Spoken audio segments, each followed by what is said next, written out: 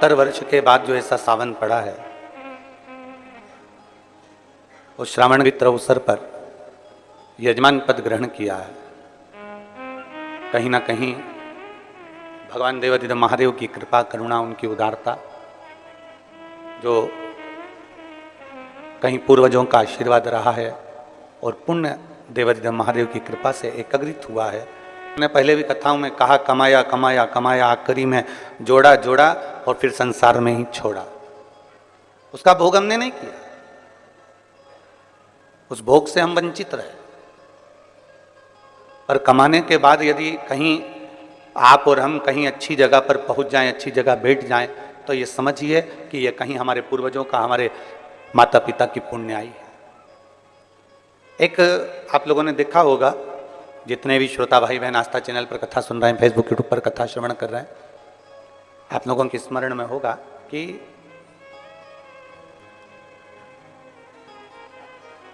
ऊंट वाले आते हैं, भेड़ वाले आते हैं, भेड़ चराने के लिए आए, ऊंट वाले ऊंट लेकर, भेड़ लेकर आए और जंगल में भेड़ चराते हैं।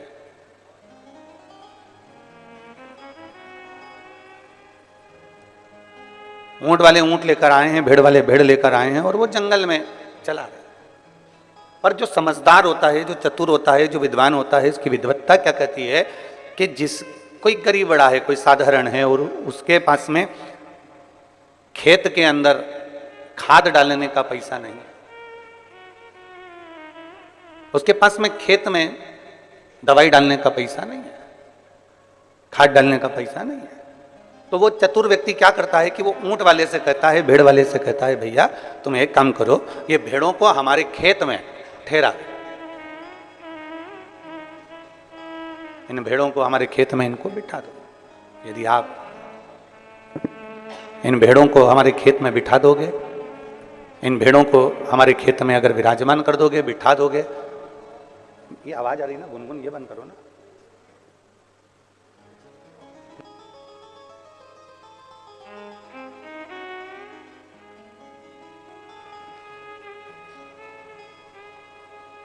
इन भेड़ों को आप हमारे खेत में बिठा दीजिए,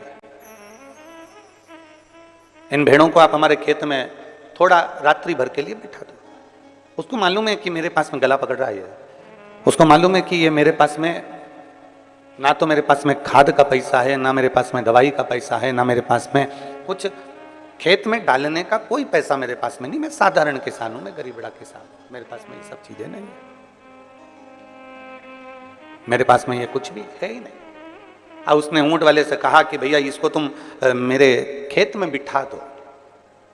क्या होगा उसको बिठाने से? अगर भेड़ खेत में बैठ जाएगी तो उसके होगा क्या? किसान को मालूम है कि एक बार भेड़ अगर इतनी सारी संख्या में खेत के अंदर घूम लेती है, बैठ जाती है, और जब वो कहीं ना कहीं किसी ना किसी रूप में अपने मल का त्याग करती है, तो उसकी जो खाद होती है वो 1 वर्ष के लिए नहीं, कम से कम 5 वर्ष के लिए खेत में एक अच्छी फसल का कार्य कर देती है, एक अच्छी खाद का कार्य कर देती है और अच्छी एक दवाई का कार्य कर देती है।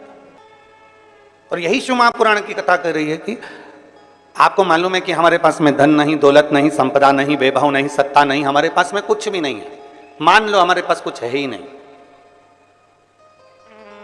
शिव महापुराण की कथा में वेदव्यास जी कहते हैं, तो एक काम करो, जैसे किसान भेड़ को अपने खेत में बिठा लेता है तो 5 साल तक उसे खाद डालने की जरूरत नहीं पड़ती, 5 साल तक उसे दवाई देने की जरूरत नहीं पड़ती, खेत में फसल अच्छी होती है। उसी तरह जो एक बार शिव महापुराण की कथा में जाकर बैठ जाता है, उसके 5 साल तक उसको सोचना नहीं पड़ता, उसके जीवन का एक आनंद अपने आप उसकी अग्रणता में आता चले जाए।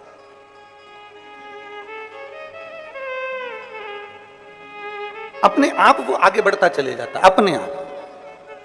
आप लोग तो ये शास्त्र में तो हम लोग भेड़ का अगर चरित्र पढ़ रहे हैं तो 5 साल का बोलते हैं, पर शिव महापुराण की कथा तो यहाँ तक कहती है कि आपने अगर भगवान शिव की पवित्र कथा में, भगवान शंकर के मंदिर में, भगवान शंकर के शिवालय में, भगवान शंकर के भक्त के लिए, शिव भक्त के लिए शिवालय में या कथा में या अन्य रूप से अगर हमने 98 भी खर्च करी है तो उसको एक छोटी सी डायरी में लिख के रख लेना चाहिए कि हमने इतनी तारीख को ये रुपया यहाँ खर्च किया है।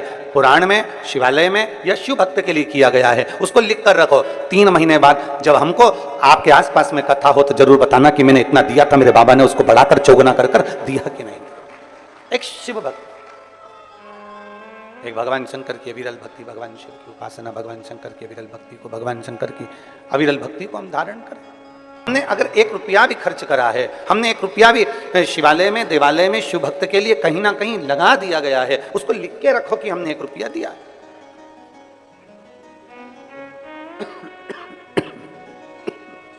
हमने 1 रुपया समर्पित किया।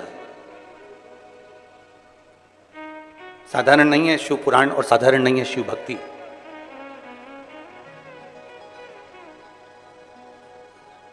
लाखों, हम लाखों कर रहे हैं, जितने आस्था चैनल पर कथा सुन रहे होंगे, जितने फेसबुक यूट्यूब पर कथा सुन रहे होंगे, जितने ऑनलाइन कथा सुन रहे होंगे, और जितने इस पवित्र छत्तीसगढ़ की धरा में इस हॉल में बैठकर भगवान शिव की पवित्र कथा का रसपान ग्रहण कर रहे हैं, उनकी चित्तवृत्ति में ये बात होगी। हम लाखों कर रहे हैं, पर लाखों नहीं, करोड़ों शिव भक्त, करोड़ों बेटा बेटी, करोड़ों शंकर के भक्त, लाखों शिव भक्त श्रावण के महीने में 2 लोटा जल भगवान शंकर को समर्पित करते हैं।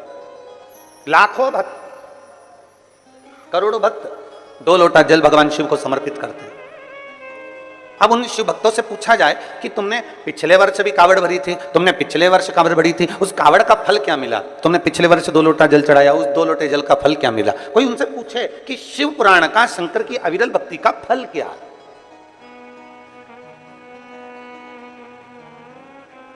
आप इतनी संख्या में बैठे हो, कहीं ना कहीं बाबा ने आप पर कृपा करी है। ये यजमान परिवार जो है, सभी शुक्ला जी, पिल्लई जी और खंडेलवाल जी, आदि के सिन्हा जी, ये सब यजमान परिवार तो बन के बैठे हैं, इनके ऊपर तो प्रभु कृपा हुई है। पर जितने श्रोता भाई बहन यहाँ बैठे हुए हैं, वो भी तो अपनी बुद्धि से जरा विचार करें कि हमारे पूर्वजों ने ऐसा कौन सा पुण्य कर दिया था जो सावन महीने में हम यहाँ आकर बैठ गए, भगवान शंकर की कथा का रसतत्व हमने ग्रहण कर लिया। ऐसा कौन सा पुण्य हमने किया था?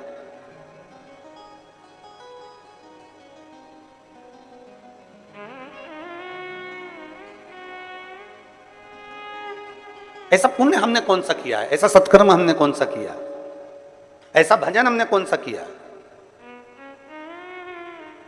हमने कल कथा में कहा था कि जितने बैठे हो ना, अपने अपने घर जाके नजर उतरवा लेना कि कहीं ना कहीं हमारे पुण्यता है, कहीं ना कहीं हमारी प्रबलता है।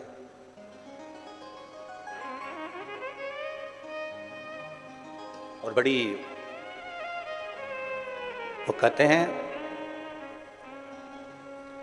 सोने की चेन अगर गले में पड़ी हुई है या सोने का मंगलसूत्र पड़ा हुआ है तो उसको देखकर चोर तुम्हारे करीब में आता है। और मान लो सोने की चेन है ही नहीं, सोने का मंगलसूत्र है ही नहीं, रुद्राक्ष धारण कर रखा है या तुलसी की माला पहन रखी है, चोर आएगा बाजू में, उसको मालूम है 5 रुपए की तो बाजार में मिल जाती है, 10 रुपए की तो बाजार में मिल जाती है। जब कोई व्यक्ति मरता है तो मरने वाले व्यक्ति के शरीर पे से सारा सोना रात को ही उतार लिया जाता है, संपूर्ण सोना।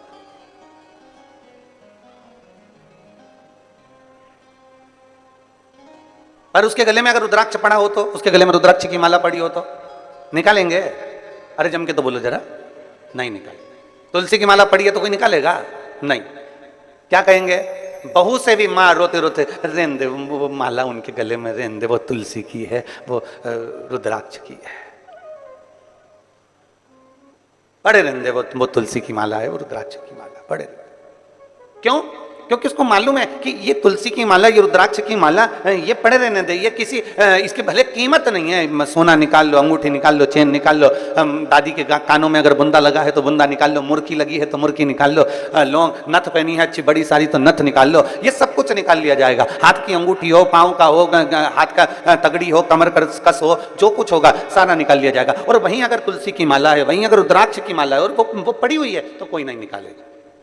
और ये समझने वाला विषय है कि भले वो ना निकाली जाए, सब कुछ निकाल लिया जाए, और वो अगर तुलसी और रुद्राक्ष की माला हमारे गले में पड़ी हुई है तो ये तुलसी और रुद्राक्ष का मन का हमें ना जाने कितने कितने नरकों से बाहर निकालते हुए परमात्मा की शरणागति प्रदान करा देता। एक तुलसी की माला, एक रुद्राक्ष हमारे जीवन को सुख प्रदान कर देता, हमारे जीवन को आनंदता प्रदान कर देता। एक बेलपत्र हमारे जीवन को सुख प्रदान कर देते, हम शंकर भगवान का एक लोटा जल समर्पित करते हैं, शिव की भक्ति करते हैं, शंकर को एक लोटा जल चढ़ाते हैं, वो हमें कितना फल देती है, कितना फल देती है। एक कथा आती है, बड़ी सुंदर प्रसंग है, जरा स्मरण करिएगा सभी, जितने चैनल पर कथा सुन रहे हैं, जितने ऑनलाइन कथा सुन रहे हैं, सब अपनी चित्तवृत्ति में रखिएगा इस कथा। एक राजकन्या थी, बड़ी सुंदर थी, बड़ी सुंदर, और राजकन्या इतनी सुंदर, इतनी बढ़िया, इतनी सुंदर, वो राजकन्या इतनी सुंदर कि उसको देखकर देवता भी आकर्षित हो जाए, इतनी सुंदर राजकन्या, इतनी सुंदर। अब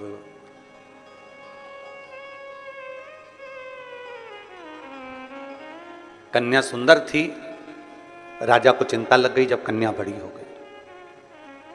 कन्या बड़ी हुई और चिंता लगी, किसको चिंता नहीं होती। और आज के जमाने में हम तो निवेदन करना चाहेंगे, बेटों की शादी की चिंता करो, बेटियों की शादी की मत करो। क्यों? क्योंकि बेटी इतनी मेहनत कर लेती है, इतनी लगनता से काम कर लेती है कि बेटी के लिए तो ढेरों संबंध आना चालू हो जाते हैं। उसकी लगनता, उसकी मेहनत उसको आगे बढ़ा देती है। और बेटों की चिंता इसलिए करना जरूरी होती है कि पिता अपने बेटे को काम पर लगा देता है, जा दुकान देख ले, जा व्यापार देख ले, जा ये कर ले, जा वो कर ले। करता वो भी है मेहनत, ऐसा नहीं कि मेहनत नहीं करता।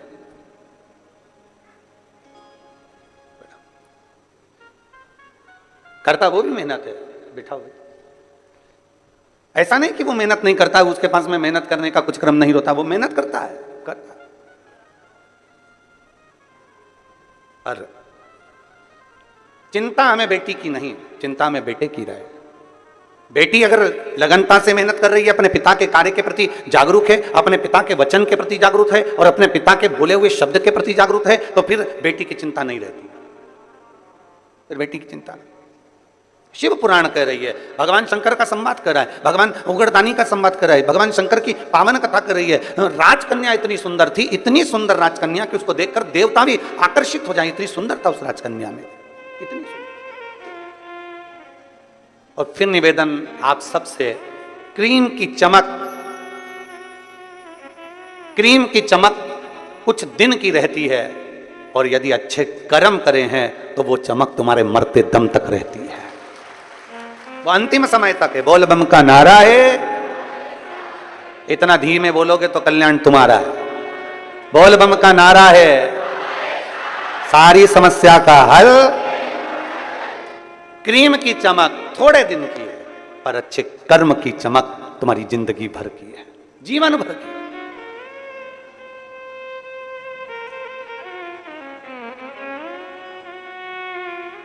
अभी हम कल देख रहे थे कि वो शुक्ला जी हैं आप, है आप, कल हम देख रहे थे भजन में, आपको धर्मपत्नी का तो नहीं कर रहे, पर आपको हम कह रहे हैं। जब भजन चल रहा था, आपको किसी से मतलब नहीं था, पर आपका नृत्य शंकर को रिझाने के लिए ऐसा जोरदार कमर से आनंद लेते हुए नाच रहे थे कि हमारा भी मन कर रहा था कि हम भी नीचे उतर कर आपके साथ आ जाएं। इतनी इतनी भोलेपन से, इतनी सहजता से। और अवस्था देखो क्या कितनी होगी, कितने साल के हो, है 66। नजर उतरवा लेना। प्रणाम, आ जाइए। महाराज जी को लिया 2 मिनट, माला पहना दो। एक सहजता का भाव, एक सरलता का भाव, एक नम्रता का भाव, एक विनम्रता का भाव।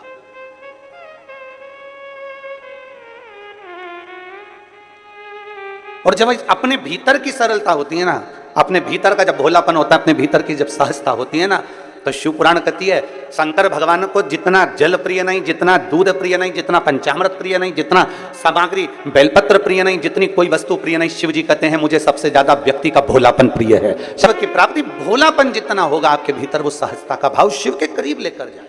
जितने भोले होगे आप उतने शंकर के पास हो। पर निवेदन एक ही है, भोले भोले के लिए बनो। संसार के लिए भोले बन जाओगे तो लोग तुम्हें पीछे धकाना चालू कर देंगे और एक कोने में ले जाकर छोड़ देंगे। फिर निवेदन करूंगा, फिर निवेदन, भोले भोले के लिए बनो। और भोले बनना है तो भोले व्यक्ति के लिए बनो, जो सहज हो उसके लिए हम सहज हैं, जो सरल है उसके लिए हम सरल, जो आनंदमय है उसके लिए हम आनंदमय हैं। राजकन्या बड़ी सुंदर थी, देवता भी उसको देखकर आकर्षित हो जाए, इतनी सुंदर थी। पिता के मन में थोड़ा सा भाव जागृत हो गया। पिता के मन में लगा कि मेरी बेटी, इसका विवाह करना है मुझे, और मैं विवाह करना है, इतनी सुंदर है, इतनी सुंदर है। अब मैं किसी ज्योतिषी को बुलाऊं और ज्योतिषी को बुलाकर इसको जरा दिखाऊं कि मेरी बेटी का भाग्य क्या कहता है।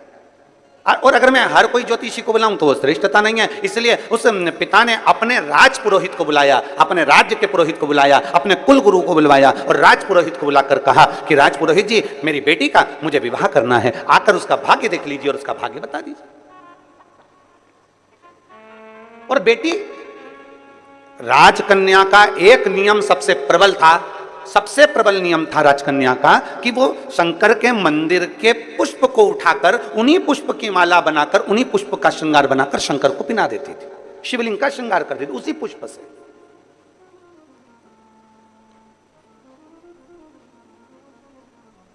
जैसे आजकल तो खैर मंदिर में बेलपत्र मिलना बड़ा कठिन हो गया। आपके राजनांदगांव के मंदिर में मिलता है क्या बेलपत्र? मंदिर में चढ़ा हुआ मिल जाता है क्या? आजकल तो बड़ा कठिन हो गया, लोग चढ़ाते हैं और उठा के ले जाते हैं, बहुत मुश्किल हो गया। यदि भूलवश भी अगर कोई व्यक्ति मंदिर में बेलपत्र चढ़ा हुआ है और बेलपत्र उसने एकत्रित कर लिया मंदिर के अंदर ही, और मंदिर में बेलपत्र एकत्रित कर कर धागा लिया और उस कच्चे धागे में, उस कच्चे धागे के अंदर अगर उस बेलपत्र की डंडी को पीछे से उसने एक एक साधारण सी गांठ लगाकर उस बेलपत्र की माला को सिद्ध कर लिया, हल्की सी कच्चे सूत की गांठ लगाते लगाते मंदिर की चढ़ी हुई बेलपत्र को, शंकर पर चढ़ी हुई बेलपत्र को, शंकर की चढ़ी हुई बेलपत्र को ही उसने गांठ लगाकर जब माला सिद्ध कर ली और सिद्ध कर कर अगर वही माला भगवान शंकर को अर्पित कर देती है तो कहते हैं कि हमारा फिर पुनर्जन्म होता ही नहीं है, इस संसार सागर से हमारी मुक्ति हो ही जाती है, पुनर्जन्म से हम छूट जाते हैं। जैसे जगत गुरु शंकराचार्य जी कहते हैं पुनरपि जननम पुनरपि मरणम, उस प्रपंच से छुटकारा। अब कई लोग ऐसे होते हैं कि वो पत्ती में छेद कर देते हैं, नहीं। शिव महापुराण की कथा कहती है चाहे बेलपत्र हो चाहे तुलसी पत्र हो, चाहे बेलपत्र हो चाहे तुलसी पत्र हो, इन दोनों पत्ती के अंदर सुई को नहीं पिरोना चाहिए। बेलपत्र के अंदर भी सुई को नहीं डाला जाता और तुलसी पत्र के अंदर भी सुई को नहीं डाला जाता, दोनों पत्र में। हाँ, कच्चे धागे से आप उसमें डंडी में गांठ लगाकर भगवान शंकर को माला धारण कर सकते हो, पर कौन सी बेलपत्र? फिर से बोलो जरा जम के, कौन सी बेलपत्र? जम के आवाज आना चाहिए। जो शंकर भगवान पर चढ़ी हुई है वही बेल धोया, माला सिद्ध करी और वही माला मेरे देवाधिदेव महादेव को समर्पित कर दी। वही माला शिव को चढ़ा हुआ पुष्प शंकर को वापिस समर्पित, शंकर का बेलपत्र शंकर को वापिस समर्पित। तेरा तुझको अर्पण, क्या लागे मेरा, मेरा है क्या?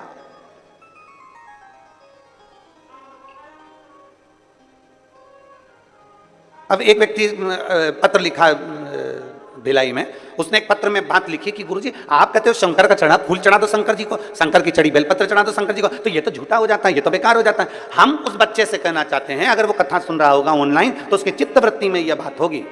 दुर्ग का वो बेटा है, अगर उसने बात कथा सुन रहा होगा तो उसके स्मरण में होगा कि आप कह रहे हो कि बेलपत्र झूठा हो गया, शंकर भगवान को चढ़ा फूल झूठा हो गया और वापिस शंकर भगवान को दे दिया। तो हम पूछे अच्छा भगवान ने लिया क्या है? दूध, वो भी गाय के बछड़े का झूठा है। दूध निकालने वाला एक एक ग्वाला एक एक किसान जानता है, पहले बछड़े को छोड़ा जाता है, दूध जब नीचे आता है तब वो निकालता है। बछड़ा अपना मुंह लगा देता है, झूठा दूध निकाला गया है। जल मछली ने झूठा करा है, फूल भौरे ने झूठा करा है।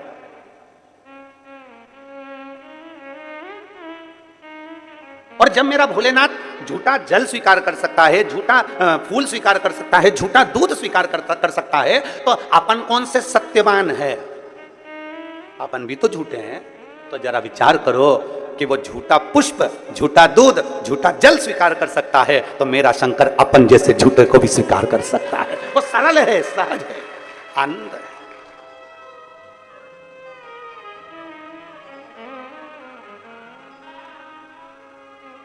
जो बहुत भगवान के सामने जब भी जाओ ना, पूरा पूरा अपना अभिमान, पूरा अहंकार, पूरी अभिमत्ता सब बाहर छोड़ दो, सब कुछ बाहर। अपनी अभिमत्ता अपन को लेकर परमात्मा के पास जाना ही नहीं है। निर्मल होकर जाइए, एकदम सहज होकर जाइए। आप ऑफिसर अपनी जगह पर, आप मिनिस्टर अपनी जगह पर, आप आपका पद, आपका धन, आपकी दौलत अपनी जगह पर शिव के सामने सब शून्य है, शंकर के सामने सब शून्य है।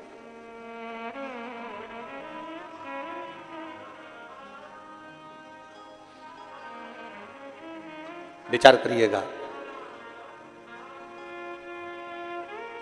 बच्चा कहता है कि सब ये झूठा, हम कहते हैं झूठा नहीं, भगवान उसको स्वीकार करता है। एक शंकर पर चढ़ी हुई बेलपत्र 5, 7, 8, 15, 20 मिल भी गई और उसकी अपने माला तैयार करके शिव को समर्पित भी कर दी, तो ये श्रेष्ठता है उसमें।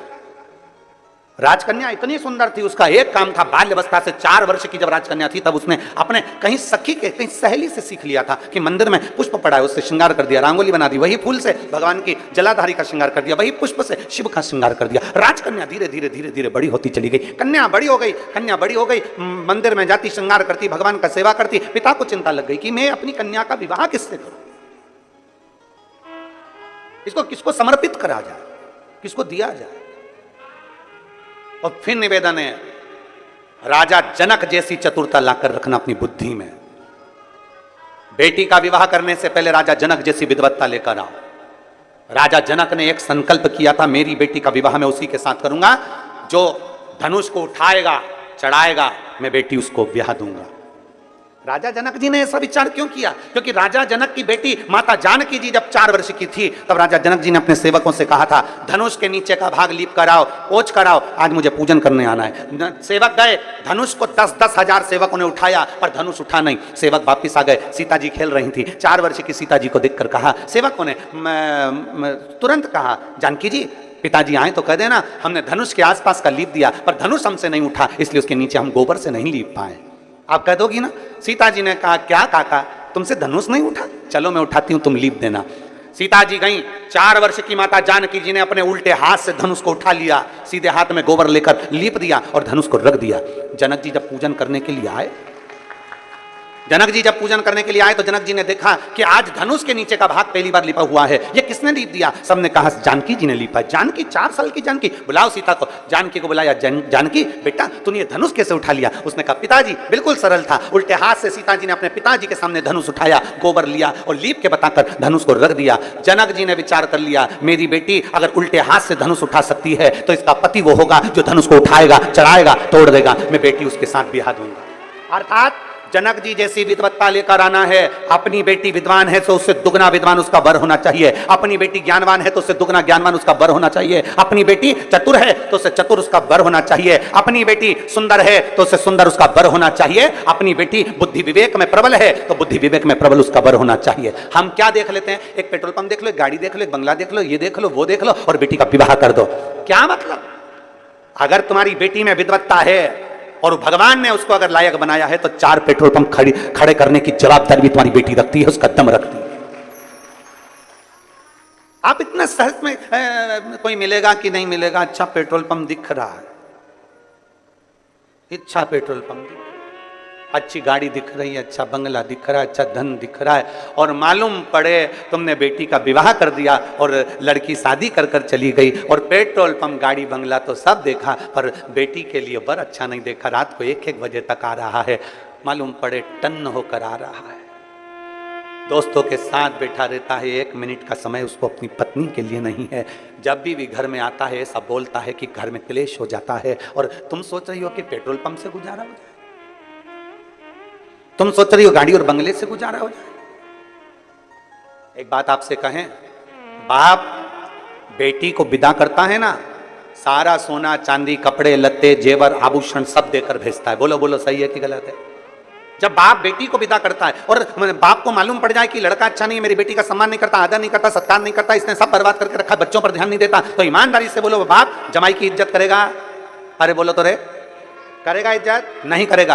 क्यों नहीं करेगा? क्योंकि मैंने अपनी बेटी को इतना देकर भेजा, बेटी को मैंने सम्मानजनक कर भेजा और मेरे जमाई ने इसकी इज्जत नहीं करी, इसलिए फिर दूसरी बार बाप जमाई का एक बार आदर करेगा, सम्मान करेगा, फिर दूसरी बार आदर नहीं करेगा, सम्मान नहीं करेगा, क्योंकि मैंने देकर भेजा था और इसने आदर नहीं करा। उसी तरह परमात्मा है, परमात्मा ने आंख नाक कान पूरा शरीर देकर भेजा, पूरा शरीर दिया, अच्छे से अच्छा दिया। उस बाप ने पृथ्वी पर भेजने से पहले परमात्मा ने अपने को अच्छा बनाकर भेजा, और हम आए पृथ्वी पर और मालूम पड़े काम क्रोध लोभ मोह आसक्ति तृष्णा झूठ प्रपंच क्रोध, दिन भर गुस्सा गुस्सा गुस्सा, चिड़चिड़ चिड़चिड़ चिड़चिड़, दिन भर अपशब्द कहना, निंदा करना, बुराई करना, दिन भर उसमें लगा दिया, दिन भर उसमें लगा दिया। भगवान ने सोचा अब तुझे आ तो एक बार तुझे दे दिया, अब की बार दूसरी बार जन्म नहीं दूंगा, बनाऊंगा तो तुझे वहीं राजनांद गांव में भेजूंगा, पर कुत्ता बना के भेजूंगा, तो चिंता मत कर। स्वान बनाकर भेज दूंगा पर इंसान बना के नहीं भेजूंगा, क्योंकि तूने इसकी कीमत नहीं समझी। ये शरीर तुझे दिया था, 5 कर्मेंद्रिय 5 ज्ञानेंद्रिय और एक मन रूपी शरीर देकर भेजा था, पर तूने इसको संभाला नहीं, उसको जाना नहीं। इतनी अच्छी बेटी दी थी पर तूने उसकी इज्जत नहीं करी, इतनी अच्छी बेटी दी थी इसकी इज्जत नहीं करी। इसको सोना बनाकर भेजा, आंख नाक कान सब बनाकर भेजा। करोड़पति बेटी दी, एक एक किडनी 5-5 लाख की दी, करोड़पति बनाकर भेजा, लाखों का सामान देकर भेजा, पर तूने इसकी इज्जत नहीं करी। तो अगली बार तुझे ये दूंगा नहीं, बनाऊंगा पर तुझे देश देश देश बनाऊंगा। कितनी मेहनत से बेटी की शादी करने से पहले जनक जी की कथा का स्मरण करिएगा, बेटी का विवाह करने से पहले जनक जी की कथा का स्मरण करिएगा कि बेटी समझदार है तो उससे दुगना समझदार उसका वर होना चाहिए। गाड़ी बंगला पेट्रोल पंप जमीन जायदाद नहीं देखना, सबसे पहले देखो कि जिस लड़के के साथ बेटी बिहार रहे हैं वो लड़का आपकी बेटी की इज्जत करेगा कि नहीं करेगा, आपकी बेटी का सम्मान करेगा कि नहीं करेगा। मालूम पड़े धन तो बहुत है पर क्या करे, क्या पेट्रोल पंप की पेट्रोल को खाएगी कि गाड़ी बंगले को मुख में लेगी? नहीं, अपने पति के 2 शब्द प्रेम के मिल जाएं, आदर के शब्द मिल जाएं, बस बहुत है। जब दुख की घड़ी आए, जब कहीं बेटी को घर में ताने मिल रहे हों और जगह पर उसका पति एक बार साथ में खड़ा हो जाए तो बेटी की भी छाती को लगता है कि मेरे साथ कोई है खड़ा होने वाला, कोई है मेरा साथ देने वाला। मालूम पड़े वो तो दोस्त के साथ बेटा है, क्या करे। राजकन्या की शादी करना बड़ी सुंदर है, पर शंकर जी से वो तो स्नेह कर कर बैठी है। शिव जी की पूजन करती है, शंकर भगवान का भजन करती है, शंकर जी की प्रीति रखती है, शिव जी का श्रृंगार करती है, शंकर भगवान का अनुमोदन करती है। अब शंकर भगवान का अनुमोदन कर रही है, शंकर भगवान की प्रीति कर रही है, शिव जी से आराधना कर कर बैठी है। तो आप जरा विचार करिएगा। राजपुरोहित को बुलाया गया और राजपुरोहित को बुलाकर कहा गया, राजपुरोहित जी आइए और मेरी बेटी का भाग्य देखकर बताओ कि इसकी किस्मत क्या कहती है। किस्मत क्या कहती है? राजपुरोहित अपने एक नगर में गांव में कहीं गुरुकुल चला रहे थे। राजपुरोहित बच्चों को पढ़ा रहे थे, बच्चों को पढ़ा रहे, गुरुकुल चला रहे हैं। उनके घर में बहुत सारे विद्यालय में बच्चे पढ़ रहे हैं और राजपुरोहित ने आज बच्चों में से कह दिया कि सुनो, मैं अपने राजा के यहाँ जा रहा हूं क्योंकि राजा ने मुझे बुलाया उसकी बेटी के स्वयंवर के लिए, उसकी बेटी की शादी के लिए मुझे जाना होगा। राजपुरोहित आज अपना राज्य का सारा स्कूल का जो भी कार्य था वो बंद कर विद्यालय का, गुरुकुल का, आश्रम से सीधे राजा के भवन में पहुंच। राजा के भवन बेटी लगी थी शंकर की आराधना में, लगी बेटी भगवान शंकर की आराधना, श्रृंगार बना रही है, शिव के मंदिर को सजा रही है, शंकर की शिवलिंग को सजा रही है, भगवान शंकर का श्रृंगार कर रही है, शिव का श्रृंगार।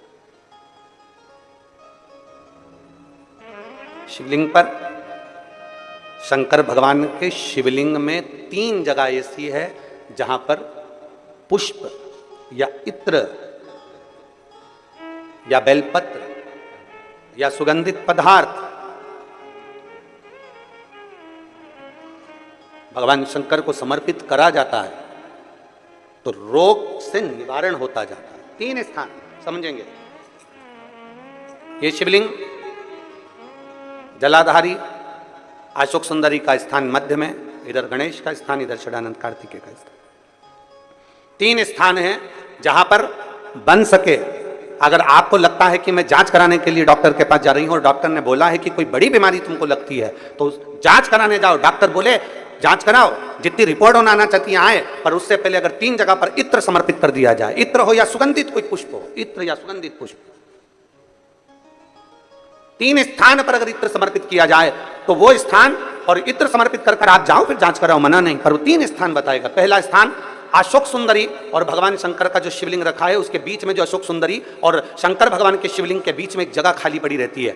अशोक सुंदरी का स्थान पूर्ण होगा, शिवलिंग होगा, उसके बीच में एक स्थान खाली होता है। उस स्थान पर अगर जिस समय पर भगवान शंकर के जिस अशोक सुंदरी और शिवलिंग के बीच में जो स्थान है वहां पर अगर इत्र लगाया जाए, दूसरे नंबर पर शिवलिंग के ऊपर से लेकर नीचे के मध्य भाग में, जहां मध्य भाग है ये शिवलिंग, ये नीचे का भाग, और मध्य भाग में अगर इत्र लगाया जाए, और तीसरा भगवान शंकर का जो जल नीचे की ओर गिरता है, जहां जो पट्टी रहती है पानी नीचे आने की, उस पट्टी पर अगर इत्र लगाया जाए, ये 3 स्थान इत्र लगाने के होते हैं, अगर वहां लगाया जाए तो कैसा भी रोग हो आपकी जांच अच्छी ही आएगी, बेकार नहीं आ सकती। आप कितने ही करा लें उसको। एक शंकर भगवान के शिवलिंग का 3 जगह पर इत्र या 3 जगह पर सुगंधित पुष्प लगाया जाए। अब जब आप लोग अभिषेक करने बैठते हैं या पूजन करने बैठते हैं या शंकर जी के मंदिर जाते होंगे, कौन कौन जाता है शिवालय? सभी लोग जाते हो? बोलो हर हर महादेव। शिवालय जाते हो तो शिवालय में जाकर जब आप इत्र चढ़ाते हो भगवान पर, यहाँ इत्र लगाया आपने, फिर यहाँ पर भी लगा देते हो, यहाँ पर भी लगा देते हो, यहाँ पर भी लगा देते हो, सब दूर इत्र लगा देते हो। जो समझदार होता है ना वो सभी दूर इत्र लगा देता है। कई कई ऐसे रहते हैं जरा सा इत्र लिया और रुई में लेके एक जगह पर रख दिया, फूल में लेके एक जगह पर रख दिया, पर पूर्ण जगह पर इत्र लगा दो, बाबा के पूर्ण स्वरूप पर इत्र लगा दो। आपको नहीं मालूम अनायास, आपको नहीं मालूम कि 3 जगह कौन सी है, तो आप पूर्ण स्वरूप पर इत्र लगा दीजिए, पूर्ण स्वरूप पर। वेद मंत्र में त्र्यंबकेश्वर का बाबा का मंत्र,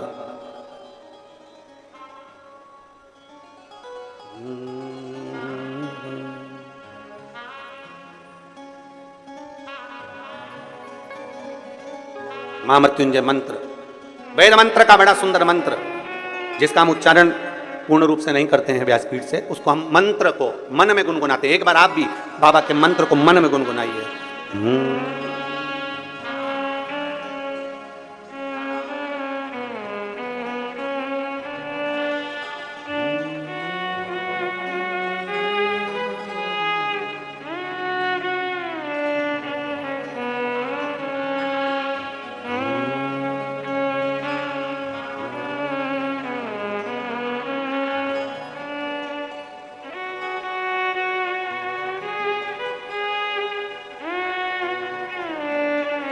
भगवान शिव का त्र्यंबक मंत्र का स्मरण करें, और नहीं कर सकते तो पंचाक्षर करें नमः शिवाय, नहीं कर सकते षडाक्षर करें ओम नमः शिवाय, नहीं कर सकते तो श्री शिवाय नमस्तुभ्यम का स्मरण करें। आपको नहीं ज्ञात 3 जगह का वर्णन,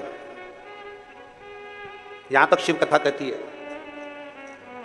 ये जो कई लोग कहते हैं हमारे कोई बच्चा जन्म से जो होता है ना, और कई बच्चे से जन्म से होते हैं जिनकी बुद्धि विकास नहीं कर पाती है, डॉक्टर कहते हैं ये बच्चा अन्य बच्चे से 2 साल 4 साल 3 साल 6 महीना पीछे चलेगा।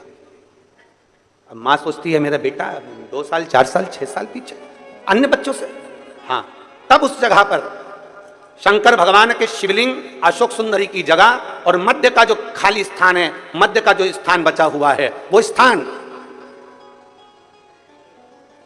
कई बार लोग कहते हैं गुरुजी ये पार्वती जी है, ये शिवलिंग है, ऊपर जो जलाधारी में से जल बह रहा है, शंकर जी की 5 लड़कियां हैं, जया, विषहरा, शामली बारी, दौतली देव, ये अशोक सुंदरी, ये गणेश कार्तिकेय का स्थान, जो बीच में अशोक सुंदरी और शिवलिंग के बीच में जगह है, वो स्थान किसका है? शिव पुराण में इसका लिंग पुराण के अंतर वर्णन आता है कि वो स्थान भगवान शंकर की जो जितनी सती, उमा, कात्यायनी, कुष्मांडा, स्कंदा, जितनी महागौरी, जितनी माताएं पूर्व में रही हैं, इन माताओं का स्थान शंकर ने यहाँ रखा है। और वो स्थान ऐसी जगह है, अगर कोई बच्चा कितना भी पीछे है, डॉक्टर कह दिया इसको कि ये अन्य बच्चों से 2 साल पीछे, अन्य बच्चों से 4 साल, इसका विवेक काम नहीं कर रहा। एक छोटी सी बेलपत्र, एक छोटी सी बेलपत्र, छोटी सी बेलपत्र ली, छोटी, और उस छोटी सी बेलपत्र को उस स्थान पर अशोक सुंदरी की ओर डंडी कर उस स्थान पर छोटी सी बेलपत्र को रखिए, और 3 बार उसी स्थान पर जल समर्पित कर वही बेलपत्र बेटे को लाकर बच्चे को, वो खाए ना तो पीस कर कैसे भी उस बच्चे को धीरे धीरे देना चालू करिए। आप खुद अंतर देखेंगे कि 3 महीने 4 महीने में उसका विभाग, उसके विवेक में, उसकी बुद्धि में अंतर आया कि नहीं। वो स्थान की मूलता है, वो स्थान की, वो राजकुमारी का नियम, भगवान शंकर की आराधना, भगवान शिव की भक्ति करना, भगवान शंकर की आराधना करना, भगवान शिव की भक्ति करना। राजपुरोहित आ गए, राजपुरोहित आए, राजभवन में प्रवेश किया। राजपुरोहित ने राजभवन में प्रवेश किया तो राजा ने उनका आदर करा, सम्मान करा, सत्कार करा, क्योंकि राजपुरोहित है, प्रणाम करना जरूरी है। कोई विद्वत जन आए, कोई संत साधु आए, कोई गुरु जन आए, कोई महात्मा आए, कोई संत आए, ये आपके और हमारे भी मन में होना चाहिए कि हम उसको नमन करें, प्रणाम करें, उसका सत्कार करें, प्रणाम करें। और केवल इनसे ही मतलब नहीं, घर का बुजुर्ग भी आए, घर का बड़ा भी आए, माता पिता भी आए, कोई बुजुर्ग आ गया तो उसका भी आदर, उसका आदर और सत्कार।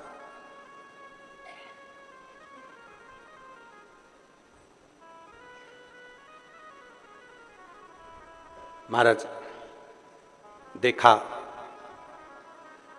राजपुरोहित आए, कहा महाराज जी बेटी का भाग्य देखना है। बेटी का भाग्य? हाँ, ये बेटी का भाग्य देखकर बताओ, ये उसकी जन्म लग्न है, ये उसकी पात्रिका है, और आप उसका भाग्य देखिए, उसका भाग्य देखिए कैसा है। राजपुरोहित ने विचार करा कि मैं भाग्य देख रहा हूं, पत्रिका देख रहा हूं, बेटी का भाग्य देख रहा हूं, पर भाग्य बड़ा प्रबल है इसका, बहुत प्रबल, बहुत प्रबल है। ये जिसके यहां जाएगी उसके यहां चार चांद लगा देगी, बहुत लक्ष्मी इसके चरण में, बहुत भाव है इसका, बड़ा भाव।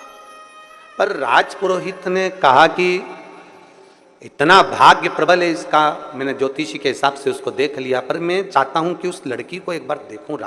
राजा तेरी बेटी को मुझे देखना है। तो बेटी कहाँ? मुझे तेरी बेटी से मिलना है। बेटी को बुलाया।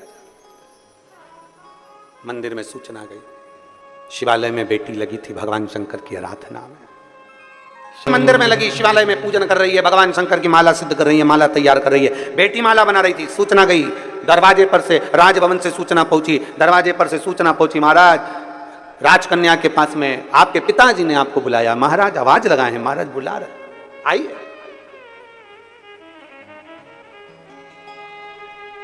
बेटी ने आवाज लगाकर कहा, पिताजी से कह दो जब तक माला सिद्ध नहीं हो जाती तब तक मैं नहीं आती, जब तक माला सिद्ध नहीं होती तब तक मैं नहीं आती, माला सिद्ध हो तो फिर मैं आऊंगी।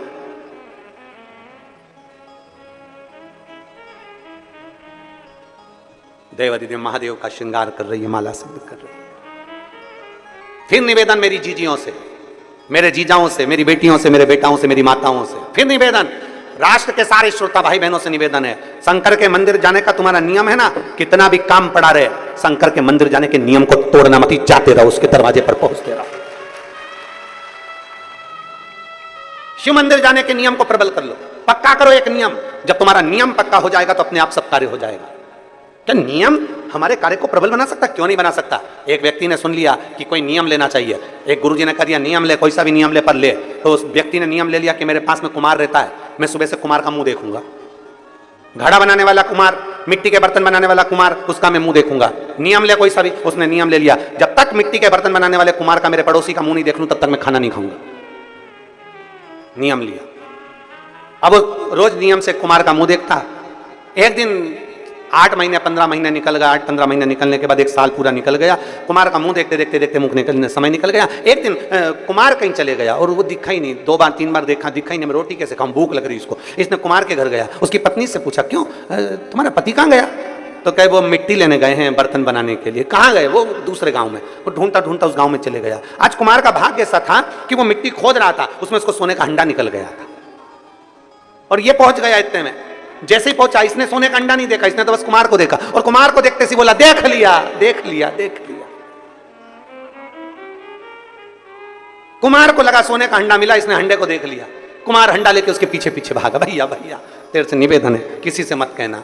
क्या नहीं कहना? बस जो मिला है अपन दोनों आधा आधा बांट लेंगे, पर किसी से मत कहना। अपन दोनों आधा आधा बांट लेंगे पर किसी से मत कहना। उस व्यक्ति ने पूछा किसका नहीं कहना? क्या नहीं कहना? कि मुझे जो सोने का हंडा मिला है उसका मत बोलना, आधा तेरा आधा मेरा, दोनों ने बांट लिया। उस व्यक्ति ने कुम्हार के हाथ जोड़कर कहा भैया मैंने तो एक नियम लिया था, वो नियम था तेरे मुंह देखने का। उस समय भी मैंने हंडा नहीं देखा था, पर तेरा मुंह देखने का नियम मुझे इतना फल जाएगा कि आधा सोना मिल जाएगा। इससे बढ़कर सुख और क्या चाहिए? एक नियम प्रबल कर लो, बड़ा बड़ा प्रबल नियम। रोज मंदिर जाऊंगी, झाड़ू लगाऊंगी, पोछा लगाऊंगी, मंदिर में बाबा का श्रृंगार करूंगी, बाबा को चंदन लगाऊंगी, बाबा को इत्र लगाऊंगी। कुछ नियम अपनी जिंदगी में धारण करो। हम तो यहां तक कहते हैं, आप कोई दूसरा नियम नहीं ले सकते तो एक नियम ऐसा ले लो, अपने दुकान जाते हो ना, अपनी सर्विस पर जाते हो ना, अपनी नौकरी पर जाते हो ना, अपनी ड्यूटी पर जाते हो ना, तो एक नियम ले लो। अभी कोई से भी रास्ते से जाते थे, पर एक नियम बना लो, शंकर जी का मंदिर जिस रोड पर पड़ता है, घर से निकलकर सबसे पहले उसी मंदिर के सामने से निकल कर जाऊंगा। आप मत जाओ मंदिर के अंदर। कौन बोल रहा है? कौन बोल रहा है मंदिर के अंदर जाओ? मंदिर के बाहर से चले जाओ। प्रणाम भी नहीं करना, मत करो। तुम तो अपनी गाड़ी चढ़ाओ, भुर भुर भुर भुर से निकल जाओ। कौन कह रहा है? पर नियम तो बनाओ कि मैं आज से नियम लेता हूं, मैं अपनी ड्यूटी पर जाऊंगा, अपनी नौकरी पर जाऊंगा, अपनी दुकान पर जाऊंगा। शंकर जी के मंदिर अभी तक दूसरे रास्ते से जाता था, मेरे नजदीक में जो शंकर का मंदिर उसके सामने से जाऊंगा। मत प्रणाम करो, मत देखो शिखर को, मत प्रणाम करो, मत जल चढ़ाओ, उसके सामने से तो निकल जाओ। उसके सामने से तो निकलो। आइसक्रीम वाला देखा है? आते हैं राजनांदगांव में आइसक्रीम बेचने वाले, वो बजाते हैं, और डमरू उसके पास रहता है, लंबा डंडा वाला, बजाते हैं। कोई जरूरी है?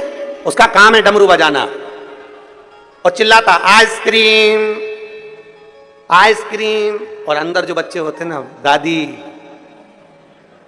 दादी दादी, एक धर के, सर्दी हो रही ना, चुप, खांसी हो रही ना, नहीं अभी मौसम अच्छा नहीं है, तू नहीं खाएगा, नहीं पिएगा। अब पर आइसक्रीम वाले का नियम है, तुम खाओ चाहे मत खाओ, आओ चाहे मत आओ, आइसक्रीम ले चाहे मत लो, पर उसका नियम है डमरू बजा का आइसक्रीम। और अंदर जो बच्चे हैं उनके हृदय में उत्पात हो रहा है। मेरे को दादी, वो रोज आता है, रोज आवाज लगाता है। दादी ने उसको समझा भी दिया आइसक्रीम वाले को, हे भैया मेरे दरवाजे पर आके डमरू क्यों बजाता है? आइसक्रीम वाला बोला रोड तुम्हारी है क्या? आवाज मेरी, रोड मेरी, मेरी मर्जी, मैं कुछ भी करूं। आइसक्रीम वाला आवाज लगा रहा है। अंदर बैठे बच्चे, एक दिन मां संभालेगी, 2 दिन संभालेगी, 3 दिन संभालेगी, 4 दिन संभालेगी, 5 दिन संभालेगी। दादी गई भजन में और बच्चे गए ताई जी के पास। बड़ी मम्मी ताई जी क्या हुआ? आइसक्रीम वाला आया है, mummy please please, mummy please, सर्दी हो रही ना। दादी ने मना करता, नहीं तू प्लीज प्लीज, और पकड़ कर और आइसक्रीम फिर बड़ी माँ ने दिलाई दी, चाची ने दिलाई दी, उसको खाने को मिल गई। 1 महीना 15 दिन 20 दिन तुम रोकते रहे, पर एक दिन तो मौका लग गया और बच्चा बाहर आया और आइसक्रीम खा लिया। उसी तरह तुम भी जाते रहो, जाते रहो, जाते रहो, मत देखो, मत देखो, मत दर्शन करो, तुम तो जाओ जाओ जाओ। एक दिन तो मेरा भोलेनाथ भी सोचेगा ऐसा कहां का आया है रे, मेरी साइड ही नहीं देखता, अब तुझे दिखा के रहूंगा, तो रुक। और एक दिन मेरा भोलेनाथ मंदिर से बाहर निकलकर जोर इशारा कर कर बुलाएगा, तेरा कल्याण। नियम तो बनाओ। तुम नियम ही नहीं बनाओ और सोचो भगवान मिल जाए। नियम बनाना पड़ेगा, उसके दरवाजे के सामने से निकलना।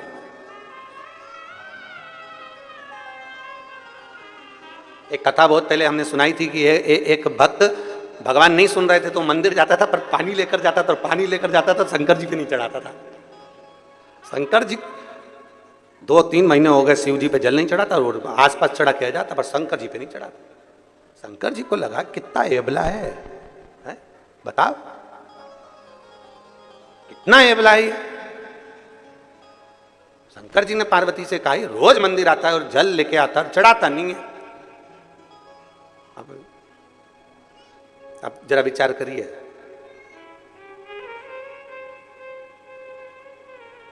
तुम चाहते हो वो जल चढ़ाए, जब लेकर आया है तो चढ़ा, पर नहीं चढ़ा, वो भी अबला था, नहीं चढ़ा रहा।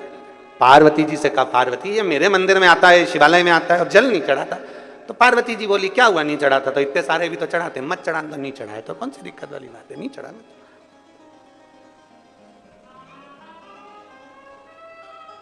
2-3 महीने निकले, अब शंकर जी से रिया नहीं गया। एक दिन शंकर जी उसके पीछे पीछे उसके घर तक चले गए, और एक बच्चे का रूप रखकर उसका हाथ पकड़कर बोले, काका तू मंदिर में सब दूर जल चढ़ाता है और मुझे जल नहीं चढ़ाता, शिव को जल नहीं चढ़ाता, क्यों? काका ने कहा, शंकर हमारी नहीं सुनता इसलिए नहीं चढ़ाते। उसी समय शिव जी प्रकट होकर बोले, कल से सुनूंगा, पर तू अभी चल के जल चढ़ा, अभी चल जल चढ़ा। बोला है मेरा शिव, अड़भंगा है मेरा शिव। हम कैसे प्रार्थना करें, कैसे निवेदन करें? एक नियम अपने भीतर बनाइए, उस नियम को अपने भीतर बनाओगे तो शिव प्रसन्न हो। एक बेलपत्र का, 1 लोटे जल का, पूरा विश्व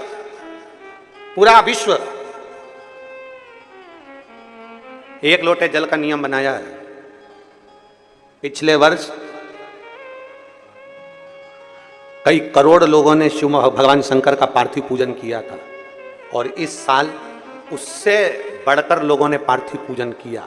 मतलब ये अंदाजा है कि लोग 1 लोटा जल शिव जी के मंदिर में चढ़ाते हैं तो उनका नियम पक्का होते चले जा रहा है। जब हम कोई नियम बना लेते हैं तो मेरे महादेव को तुम्हारा भंडार भरने के लिए आना ही पड़ता है। नियम बनाए ना, एक नियम जब हम अपनी जिंदगी में बनाते हैं एक नियम, तो वो कहीं ना कहीं सार्थक होता है। एक भरोसा अपने भीतर प्रकट कर लो कि मुझे शिव के मंदिर में जाकर ये नियम बनाना है कि शंकर की ये अशोक सुंदरी वाली जगह यहाँ इत्र लगाना है, या यहाँ बेलपत्र चढ़ाना है, या यहाँ फूल चढ़ाना है, या यहाँ मुझे जल चढ़ाना है, या मुझे झाड़ू लगाना है, या मुझे पोछा लगाना है, या मुझे शंकर के मंदिर में दीप लगाना है, या शंकर जी की चढ़ी हुई बेलपत्र धोकर शंकर जी को चढ़ाना है, शंकर जी की माला तैयार करना है, फूल से श्रृंगार करना है, या शंकर के मंदिर में अगर कहीं कचरा है तो उसको झाड़ू से झाड़ कर साफ करना है, दीवार भी है तो उसको भी साफ करना है। ये नियम, या मुझे भगवान शंकर के मंदिर का ये नियम मैं ले रही हूं, ये नियम मैं।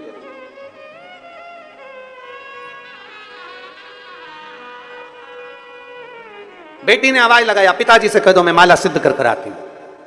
राजकुमारी ने आवाज लगा दी, कह दो पिताजी से मैं माला सिद्ध कर आती हूं। एक नियम पक्का होना चाहिए, मतलब मंदिर जाना है, जाना है। घर में 50 काम है, मैं आती हूं, अब भी आई 2 मिनट के अंदर, गई जल चढ़ाया, मत रुको मंदिर में। कौन कहता है मंदिर में रुको?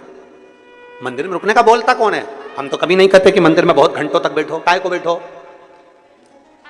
राम जी के मंदिर में बैठने की जगह होती है, देवी जी के मंदिर में बैठने की जगह होती है, नारायण के मंदिर में बैठने की जगह होती है, सारे मंदिरों में बैठने की जगह होती है, पर शंकर जी के मंदिर में बैठने की जगह नहीं होती। जो आता है पानी ढोल कर जाता है, इतना पानी ढोल जाता है कि साड़ी में ऊंची कर जल चढ़ाना पड़ता है। तो भगवान शंकर कहते हैं मेरे मंदिर में आके बैठो मत, फालतू बर्बाद टाइम क्यों करते, चलो अपने घर जाओ, जल चढ़ाओ, जाओ। काय को फालतू का समय बर्बाद कर रहे हो? चलो निकलो यहां से, बाहर जाओ, चलो।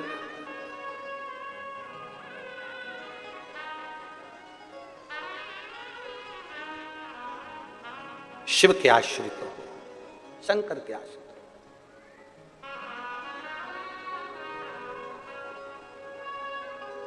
हो। और भगवान देवाधिदेव महादेव का चरित्र कहता है, भगवान शंकर का पावन चरित्र कह रहा है, भगवान शिव का पावन चरित्र। श्रावण के इस पवित्र महीने में 72 वर्ष के बाद ऐसा सावन, 72 वर्ष के बाद ऐसा सावन, और उसमें भी शिव महापुराण की कथा और भगवान शिव से अपने मन की बात, भगवान शिव से अपने मन की बात भाव के साथ दिल से प्रार्थना करें। श्री शिवाय नमस्तुभ्यं, श्री शिवाय नमस्तुभ्यं, श्री शिवाय नमस्तुभ्यं, श्री शिवाय नमस्तुभ्यं। भोला सब दुख काटो, ओ भोला सब दुख काटो हमारा। शिव शंकर जपो तेरी माला, भोले बाबा जपो तेरी माला, भोला सब दुख काटो हमारा। ओ भोला सब दुख काटो। वेश है मंगल मंगलकारी, वेश है मंगल मंगलकारी, शमशान वासी हमारा, शमशान वासी हमारा। ओ भोला सब दुख काटो हमारा, ओ भोला सब दुख काटो हमारा। भगवान शिव की कथा कर रही है, भगवान शंकर का संवाद कर रहा है, शिव तत्व कह रहा है, भगवान शंकर का अनुमोदन कर रहा है, शिव महापुराण की कथा वर्णन कर रही है। राजकन्या ने कह दिया कि पिता से कह दो कि मैं आती हूं, अभी मेरी माला पूर्ण तरह से तैयार हो जाए, शिव का श्रृंगार कर दूं, तब मैं पहुंच जाऊं। शिव की सेवा छोड़ना नहीं चाहिए, बन सके तो अच्छे से करो। किसी के कहने पर हमने भगवान शंकर की सेवा को छोड़ दिया, किसी के बोलने पर हम भगवान शंकर से दूर हो गए, यह श्रेष्ठता नहीं है।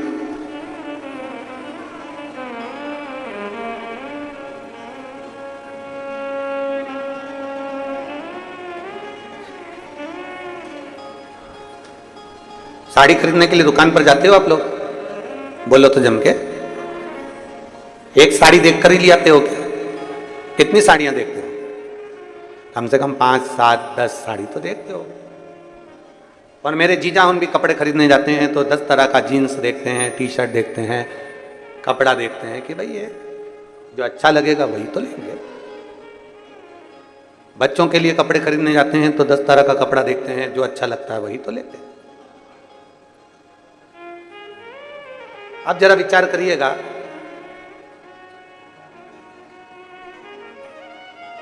दस तरह की साड़ी देखी तब एक साड़ी पसंद आई। बोलो बोलो जम के बोलो जरा, ठीक है। 10 सेल्फी ली, उस सेल्फी में से कोई एक सेल्फी अच्छी आई तो फेसबुक पे डाली। अरे बोलो तो जम के। अपन वो कपड़े वाली बात को छोड़, अपन तो सेल्फी पे आ जाओ। जो आज के दौर में चल रहा है वो अपन उस भाषा से उसको समझे।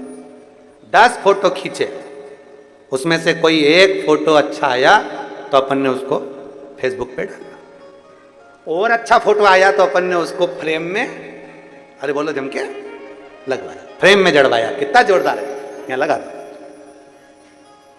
10 फोटो खींचे तो उसमें से एक फोटो हम फेसबुक पर डालते हैं, इंस्टाग्राम पर डालते हैं, एक फोटो हम फ्रेम में जड़ लेते हैं अगर अच्छा है तो।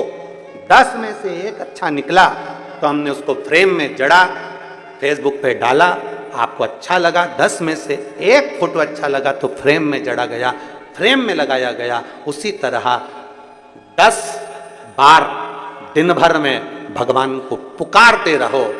कोई सी पुकार अगर भोलेनाथ को अच्छी लग गई तो उसके भी दिल की फ्रेम में तुम जाकर बैठ जाओ।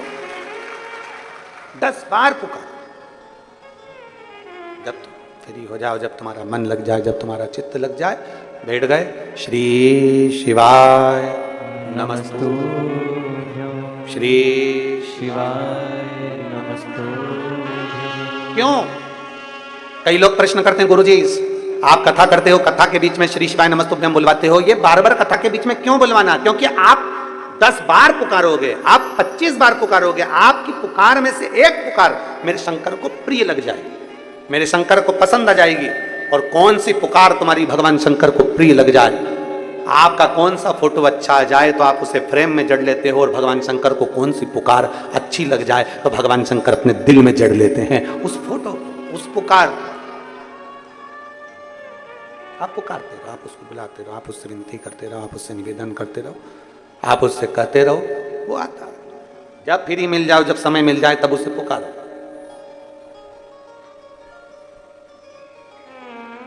कोई सी पुकार तो सुनेगा,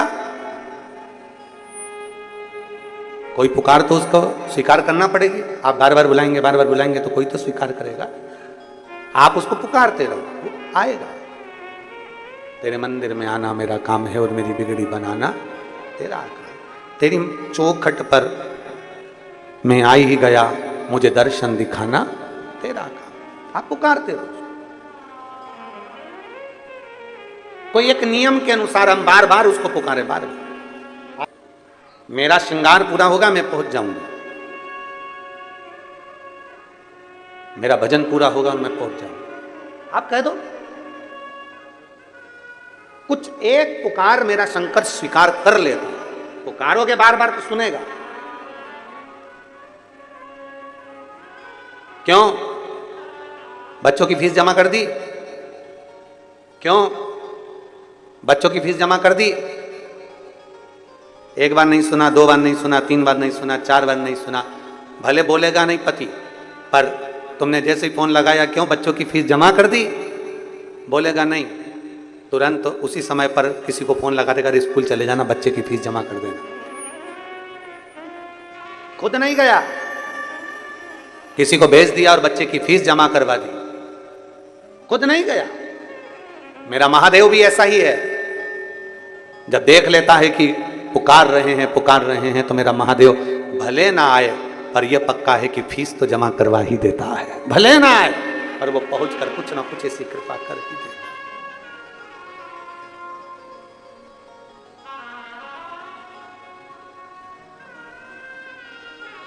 और मैंने तेरे ही भरोसे बाबा, तेरे ही भरोसे हवा में उड़ती जावांगी बाबा, डोर हथों छड़ी ना मैं कटी जाऊंगी भोले, मैं तेरी शंभू, मैं तेरी। पिताजी से कह दो मैं आती हूं। बेटी राजकन्या ने भगवान शंकर का श्रृंगार करा। राजपुरोहित पत्रिका देखकर समझ गई कि इसका भाग्य प्रबल है, एक बार लड़की को देख लूं वो कैसी है, उससे मिल लूं। राजपुरोहित ने इंतजार किया। राजपुरोहित ने इंतजार किया। बेटी अपनी सहेली के साथ में दौड़ कर आई। श्रृंगार करने के बाद जब बेटी दौड़ कर आई अपनी सहेली के साथ में, दौड़ कर आई,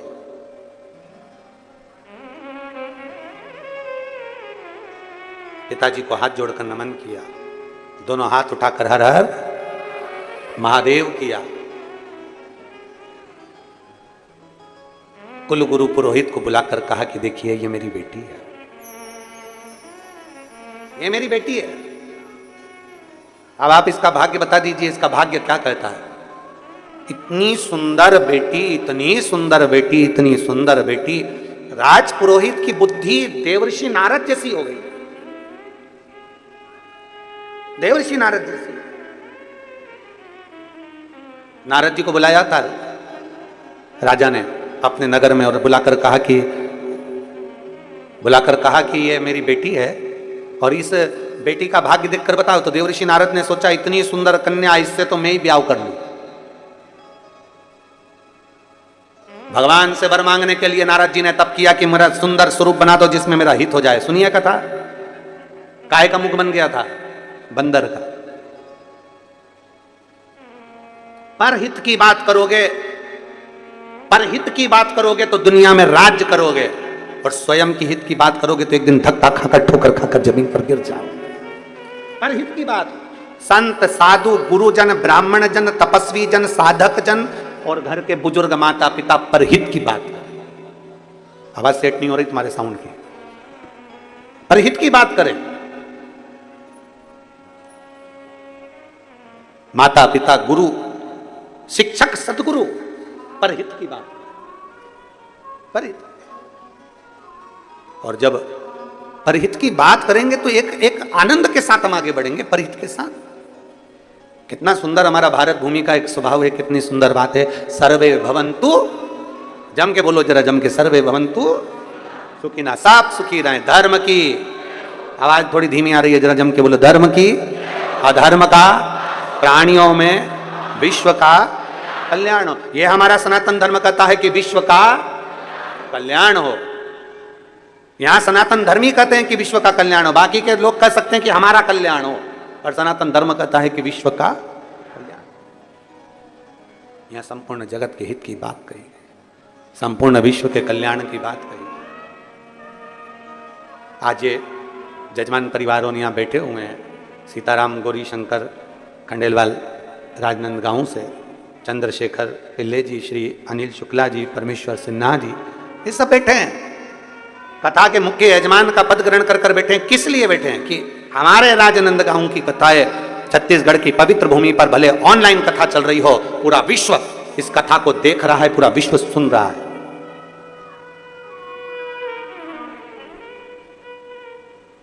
जो पंडाल में नहीं आ पाते थे वो मोबाइल पर और टीवी पर कथा सुन रहे हैं। अपने क्षेत्र की कथा, अपने छत्तीसगढ़ की कथा एक आनंद सुख के साथ हो, लोग श्रवण करें। और श्रावण के महीने में 72 वर्ष के बाद जो सावन का महीना आया, उसको अपने घर पर बैठकर अपने ऑनलाइन कथा का तत्व ग्रहण करें। संपूर्ण विश्व, संपूर्ण जगत। कई लोगों ने मैसेज भी करा सीहोर कि हम इस कथा को बैठकर नहीं सुन पा रहे हैं, तो हमारा निवेदन है सभी श्रोता भाई बहनों से, ये ऑनलाइन कथा है, इसको अपने घर पर बैठकर सुनो। और इसके बाद में जो कथा 12 तारीख से 16 तारीख तक नया रायपुर में है, उसको भले तुम पंडाल में बैठकर सुनना। ऐसा नहीं कि सावन के महीने में तुम्हें कथा नहीं मिलेगी, आप लोग फिर वहां पंडाल में बैठकर सुनो, मना नहीं। मनाया रायपुर में जो कथा है 12 से 16 तारीख तक, 16 अगस्त तक, श्रावण के महीने की आखिरी की कथा रहेगी 5 दिन की। जैसे ये 5 दिवसीय वैसे वो 5 दिवसीय कथा वो वहाँ रहेगी, 5 दिवसीय कथा। उसका एक आनंद, आप उस कथा को पूरे आनंद के साथ पंडाल में बैठकर 12 तारीख से 16 तारीख तक 1 बजे से 4 बजे तक, श्रावण की 72 वर्ष के बाद ऐसा सावन पड़ा है और उस सावन के महीने में 5 दिवसीय कथा मिल जाना, श्रवण कर लेना, अपने जीवन को सार्थक बनाना। दिल से सुनो उसको, नया रायपुर में बैठकर कथा का लाभ लीजिए, सुनो 1 से 4 बजे शिव तत्व की प्राप्ति। और 16 तारीख तक वो कथा चलेगी। फिर 17 तारीख को सीहोर में बाबा की कावड़ रहेगी।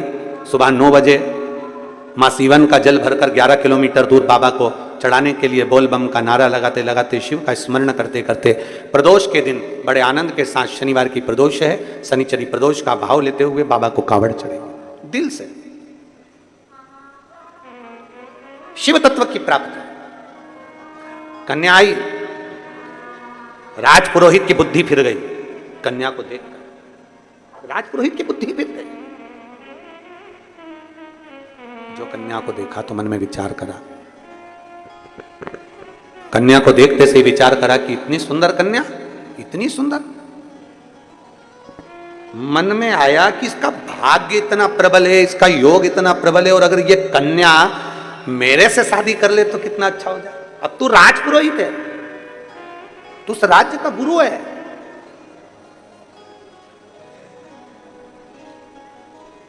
जब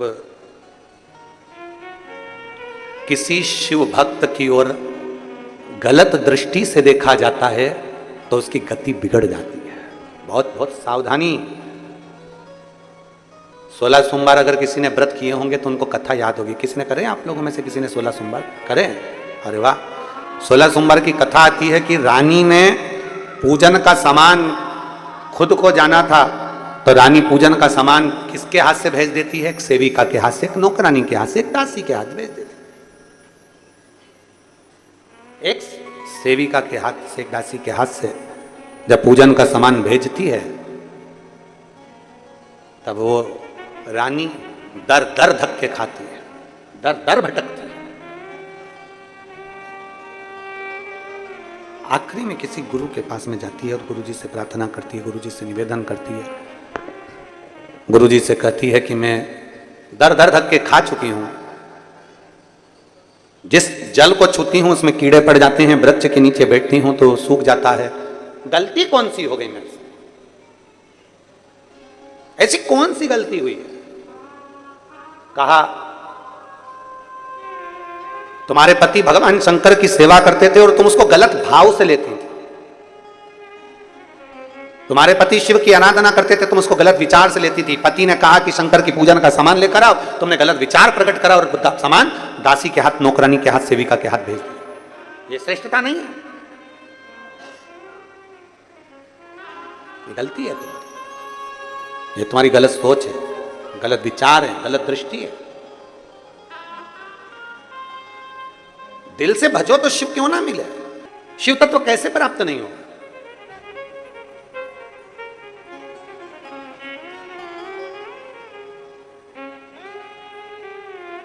बेटी को देखा, शंकर का कोई भक्त उस पर यदि गलत दृष्टि दोगे, गलत विचार करोगे, गलत सोच रखोगे, तो यह पक्का है कि भोगना तो पड़ेगा। आज नहीं तो कल भोगोगे, भोगना।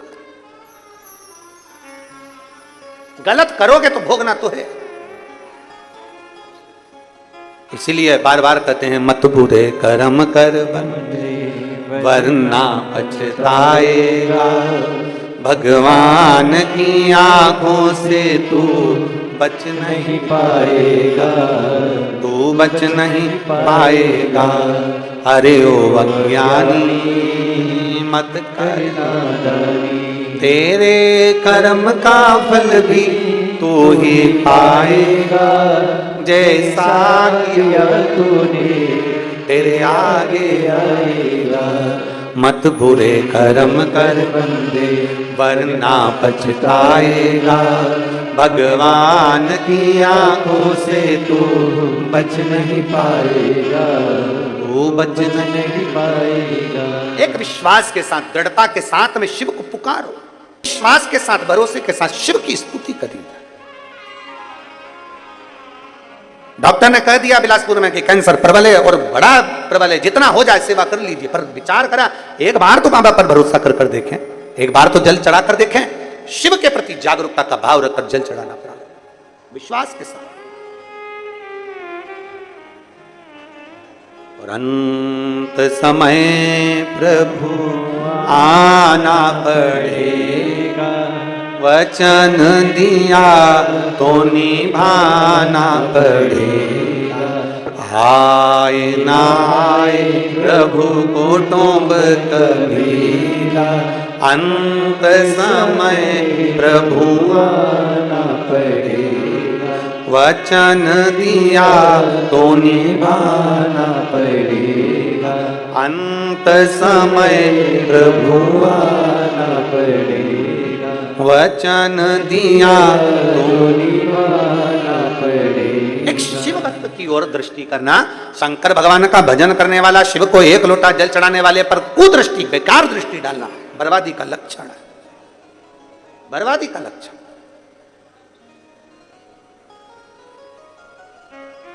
राजकन्या को देखकर राजपुरोहित ने सोचा मेरा विवाह हो जाए, जैसे देवर्षि नारद ने विचार कर लिया था कि इस कन्या से तो मेरा विवाह हो जाए। गए भगवान से कहा मेरा जिसमें भला हो ऐसा मेरा मुख बना दो, उनको बंदर का मुख दे दिया। इसके लिए क्या करा भगवान ने? तुरंत जो इसने विचार करा तो राजा ने पूछा बताओ ना मेरी बेटी का भाग्य क्या है। बार बार राजा पूछ रहा है, इसने भाग्य पढ़ लिया था कि बड़ी सुलक्षण है, बड़ी अच्छी है, बड़ा प्रबल भाग्य है। इसने अब राजा को भाग्य बताना प्रारंभ करा। तुम्हारी बेटी जिस लड़के के साथ ब्याहेगी उसका पूरा कुल डूब जाएगा, बर्बाद हो जाएगा। और जो तुम अगर बेटी का कन्यादान करोगे तो तुम्हारा भी पूरा कुल डूब जाएगा, बर्बाद हो जाएगा, पूरा कुल डूब जाएगा, बर्बाद। राजा की आंखों में से जल बहने लगा, मेरी बेटी का भाग, ये मेरी बेटी का भाग, जहां शादी करेगी उसका पूरा कुल डूब जाएगा, पूरा कुल। और मैं कन्यादान करूंगा तो मेरा भी पूरा कुल डूब जाएगा। ये मेरी बेटी का भाग्य है, ये मेरी बेटी की किस्मत है, ये मेरी बेटी का भाग्य ऐसा हो सकता है। रोने लगा राजा। कुल पुरोहित से पूछा गया आप बताओ मेरी बेटी के लिए फिर मुझे करना क्या पड़ेगा, मैं क्या करूं, इसका कोई हल निकालिए, इसका कोई उपाय बताइए। कहा इसका एक उपाय है, लकड़ी की एक पेटी बनाई जाए, लड़की को पूरा आभूषणों से, सोना चांदी हीरा पन्ना माणिक मोती से उसको पूरा जेवरों से सुसज्जित किया जाए और लकड़ी की पेटी में इसको भरकर पानी में, नदी में छोड़ दिया जाए, सुसज्जित कर कर आभूषणों से। देखिए जरा,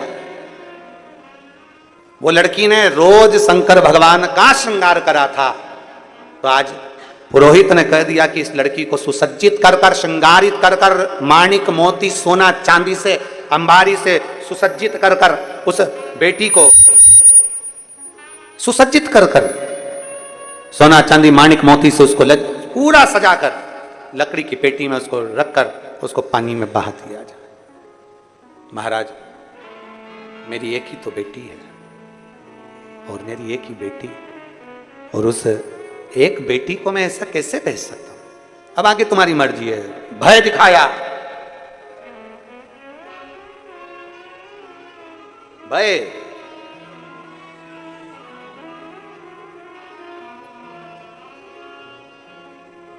बहुत भय दिखाया, बहुत भय। और फिर निवेदन है किसी से डरो ना डरो। शिव महापुराण की कथा कहती है कि किसी से डरो ना डरो। अपने माता पिता से नहीं डरना, मत डरो। वेद पुराण शास्त्र से नहीं डरना, मत डरो। गुरु से नहीं डरना, मत डरो। संत साधु गुरुजन ब्राह्मण जन से नहीं डरना, मत डरो। किसी से मत डरो तुम तो। पर शिव पुराण कहती है अपने कर्म से जरूर डरना, क्योंकि कर्म का भोग तो अच्छे अच्छे को भोगना पड़ता है। कर्म का भोग भोगना पड़ता ही है। कर्म से जरूर डरना, अपने कर्म का भोग भोगना पड़ेगा, वो कोई दूसरा नहीं भोग सकता, स्वयं को भोगना है, स्वयं को।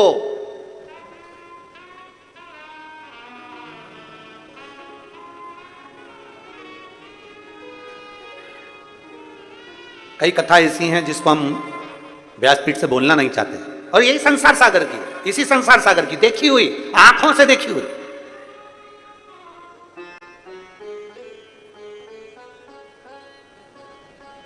इसी संसार सागर की कथा है।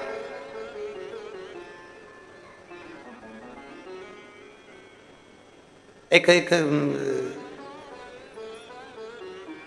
एक डॉक्टर बड़े प्रसिद्ध हैं, और उन डॉक्टर, प्रसिद्ध डॉक्टर के दरवाजे पर एक नर्स, एक बेटी एक तो सेवा करती है, सेवा करती।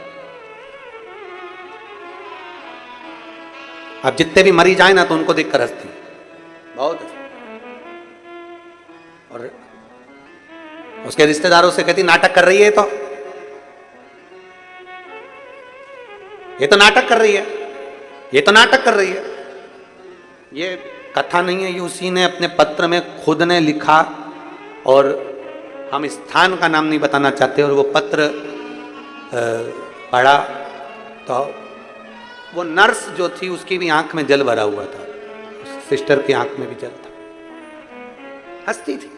उसने खुद लिखा कि मेरा दोष है कि मैं दूसरे को देखकर हंसती थी और कहती थी ये बहाने कर रही है, बहाने। गुरुदेव जब मुझे स्वयं के गर्भाशय में जब गांठ हो गई, और जब गर्भाशय में गांठ हुई और एक नहीं कई गांठें हो गई, और फिर उसका जांच कराया गया, फिर उसकी रिपोर्टें आई, तो मैं खुद रोती थी। हम दुनिया पर हंसते हैं, एक उंगली हमने किसी पर उठाई है तो ये 3 उंगली एक ना एक दिन आपकी ओर जरूर जाएगी, ये निश्चित है। तैयारी कर रखो, किसी को अपशब्द बोलने से पहले, किसी को ताना देने से पहले, किसी को आड़ा टेढ़ा कहने से पहले, दूसरे पर उंगली उठाने से पहले अपनी तैयारी कर रखना कि तेरी गति क्या होने वाली, स्वयं की गति, अपनी स्वयं की गति क्या है। आज खुश हो जाओगे, आज प्रसन्न हो जाओगे, आपकी सत्ता है, आपका वैभव है, आपकी कुर्सी, आपका पद, आपकी प्रतिष्ठा, आप पद पर बैठे हो, आपकी प्रतिष्ठा, आप खुश हो जाओगे। पर एक दिन जब ये कुर्सी चली जाएगी, पद चली जाएगा, प्रतिष्ठा चली जाएगी, हर व्यक्ति उगता सूरज ढलेगा, तो एक दिन जरूर जब आप जाओगे इस कुर्सी से, इस पद से, इस प्रतिष्ठा से, किसी का भला करा होगा ना तो वो तुम्हें आज नहीं तो कल कभी ना कभी तुम्हारे एहसान को नहीं भूलेगा, पर किसी का बुरा करा होगा तो वो मरते दम तक बद्दुआ ही देता रहेगा, बद्दुआ ही देता रहेगा, अपशब्द कहता ही रहेगा। भगवान ने अगर आपको अच्छा बनाकर भेजा है तो इस कुर्सी का, पद का, प्रतिष्ठा का, सत्ता का, वैभव का कभी सदुपयोग कर देखिए, कभी सदुपयोग कर देखिए, कुछ अच्छा कर देखिए, ज्यादा नहीं, थोड़ा सा। मत हंसो किसी पर, मत कहो अपशब्द, मत ताने दो किसी को, मत आड़ा टेढ़ा बोलो किसी को।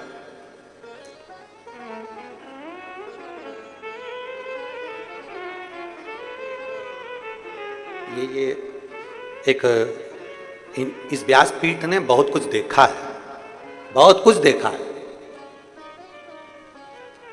बहुत कुछ। एक स्त्री का क्या वर्णन, एक स्त्री पर हंसती है, अरे उसका कर्म ऐसा था इसलिए उसका पति चले गया, उसका कर्म ऐसा था इसलिए उसका पति मर गया, उसका कर्म ऐसा था इसलिए वो ऐसा कर गया। बार बार एक स्त्री दूसरी स्त्री पर ताना दे, या एक व्यक्ति दूसरे व्यक्ति पर ताना दे, और जीवन का क्या भरोसा है, किसने अपनी जिंदगी देखी है। और मालूम पड़े कि उसका, ये देखा हुआ है आंख से, कोरोना में एक बहन बेचारी, उसका पति चले गया और उसको ताना अपशब्द बोला गया, बोलते एक दिन मालूम पड़ा उसका पति बीमार पड़ा, कहीं लकवा लग गया शरीर में, और शरीर में ब्रेन ट्यूमर हो गया और वो चला गया। अब तो दूसरे पर ताना दे रही, तो तुझे क्या दूसरे नहीं देंगे? क्यों अपशब्द कहना, क्यों अपशब्द बोलना? श्रेष्ठ बोलिए, अच्छा बोलिए, जितना बन सकता उतना अच्छा करने का प्रयास करें। लकड़ी की पेटी बनवाई, आभूषणों से सुसज्जित कर दिया राजा ने, राजा रो रहा है, आज मेरी बेटी का भाग्य कैसा है जरा देखो।